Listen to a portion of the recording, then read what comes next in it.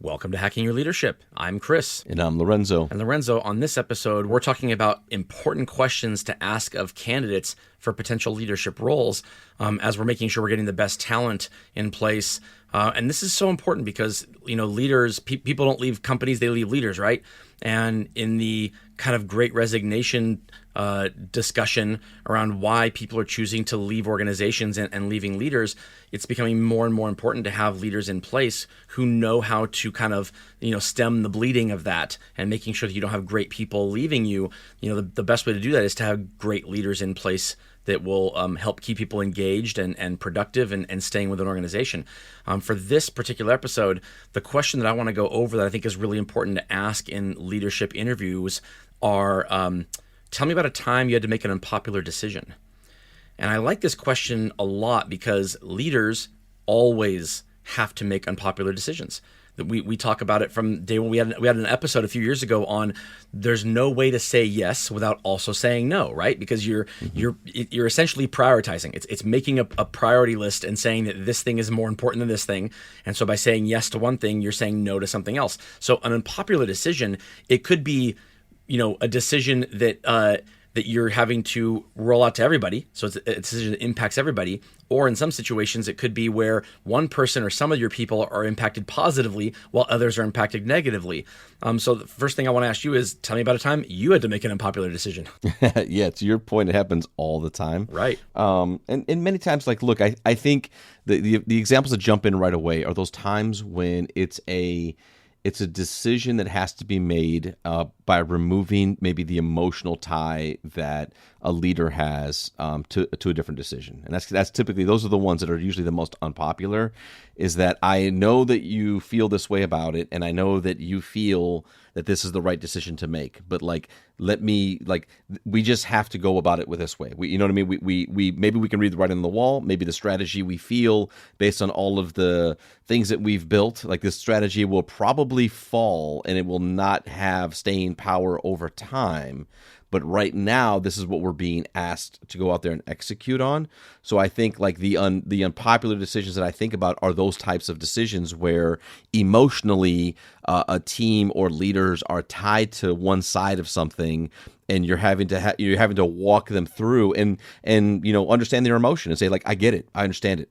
And I know why you feel that way. I know exactly what you're saying. I hear you, and I realize that yes, this strategy probably will not last long, but the strategy is being asked of us right now to make sure that we are efficient at it. And I'm sure there's a larger reason for it.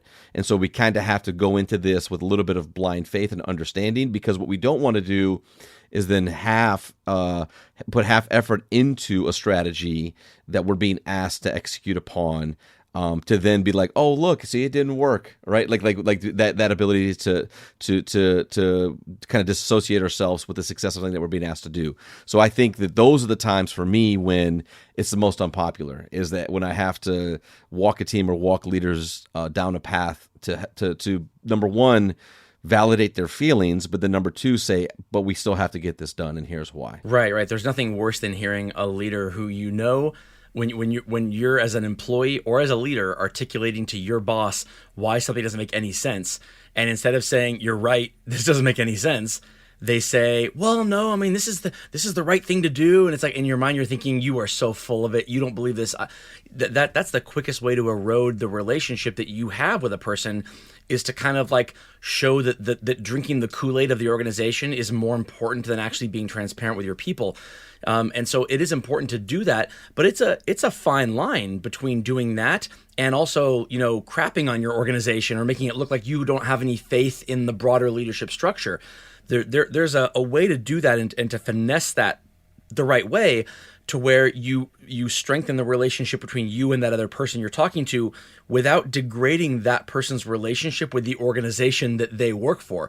Because sometimes decisions are made and you as the executor of them don't see how it could possibly work out, where it's clear it was made by a person who hasn't worked in the role that you have to do. But for whatever reason, they believe it's the right thing to do, and you have to understand that it will play out over time. That in essence, if you are in retail leadership specifically, part of your job is to be kind of like an incubator of these types of, tests, so to speak. And when the tests don't work, the real problem is when an organization stays with it for a long time, doubling down and digging in. I don't think there's anything inherently wrong with rolling out something that you in your mind know isn't going to work. If you work in an organization where culturally you move away from things quickly that don't work. If you can show times in the past where, yeah, I've done this before, it didn't work, and we moved away from it when it didn't work out, to me that's okay. What isn't okay is letting your people kind of fall off the belief bandwagon of either you as the leader or for the organization as a whole. And so when I'm listening to this question in an interview, what I'm hearing for is how a leader finessed that, how a leader made sure that they weren't, kind of drinking the Kool-Aid for their people, but they also made sure that their people's relationship was strengthened with them themselves, the leader, as well as to the organization as a whole. And so what I want to ask you, Lorenzo, is have you ever been an interviewer in a situation where the person who answered the question went too far heavily to one side or the other? Either, I had to make sure that that my people understood that this was the right thing to do, or I had to, I made sure that my people knew that this was not necessarily the right way to go, but we got to do it anyway, and we rolled our eyes together. But first, I want to give it up to word from one of our sponsors. All right, Lorenzo, so have you ever heard this in an interview where a candidate went kind of too far to one side or another and showed that they valued one aspect or one element of that over kind of finessing the two? Yeah, absolutely. It's happened a few times, actually.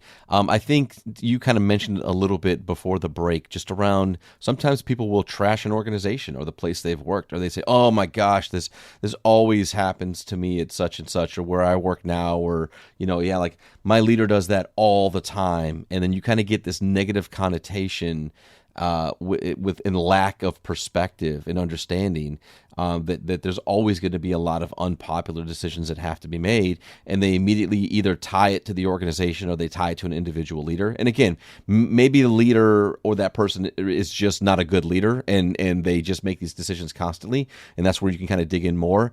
But when I've seen it kind of go sideways, it's that way, where it's just like the immediate reaction is, let me tell you about a time when this leader or this company always does this and it's so bad. And it's like, well, like that's not really a larger grasp and understanding that these things, as a leader, these things are always going to happen.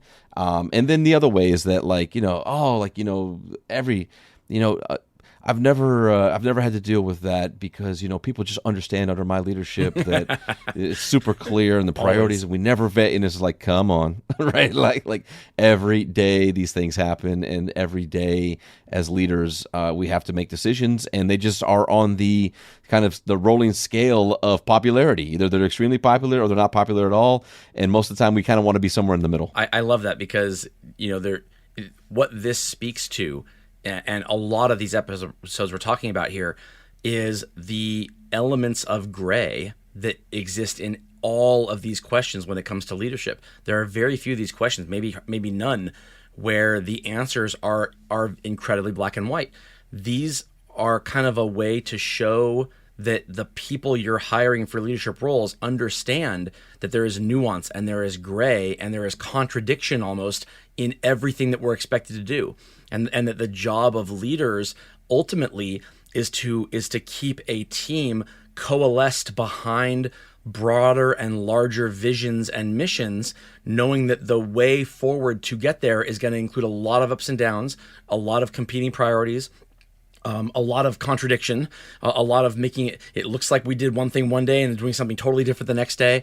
All of these things are unavoidable elements of leading people and leading multi-unit teams.